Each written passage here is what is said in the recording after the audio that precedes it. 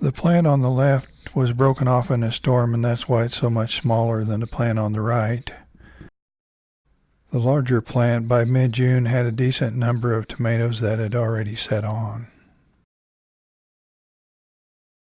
By the 8th of July, both plants had tomatoes on them, and the larger plant had a good number of tomatoes, and some of them were pretty good size. The Pink Passion is a dwarf tomato developed by the Dwarf Tomato Project. I grew this one in a straw bale this year, and this is pretty typical for the size. There were a couple of them that were bigger than this, and there are some that are a little bit smaller. I think I'll cut into this bigger one and we'll see what it tastes like.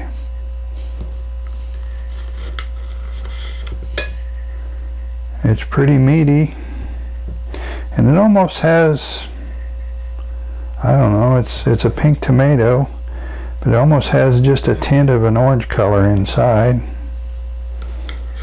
I'm going to take a taste of it and see what I think.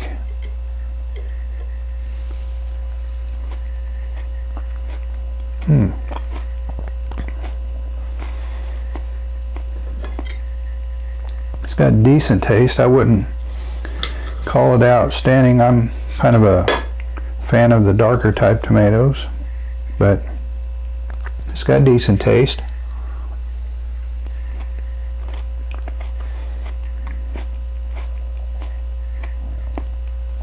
Not a bad tomato.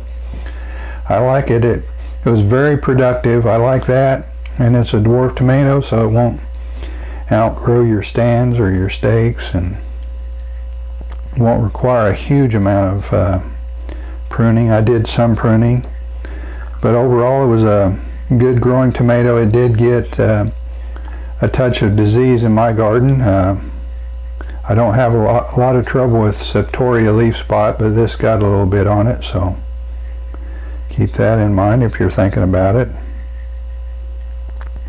But overall, I'd call it a decent tomato, a good growing plant, and it sets on very well. It's just a good all-around tomato, I would say, especially if you're a fan of pink tomatoes. Let me know if you've ever grown any tomatoes from the Dwarf Tomato Project. And if you're just now finding this channel and you haven't subscribed yet, please subscribe. Otherwise, like, comment, and share. We'll see you next time.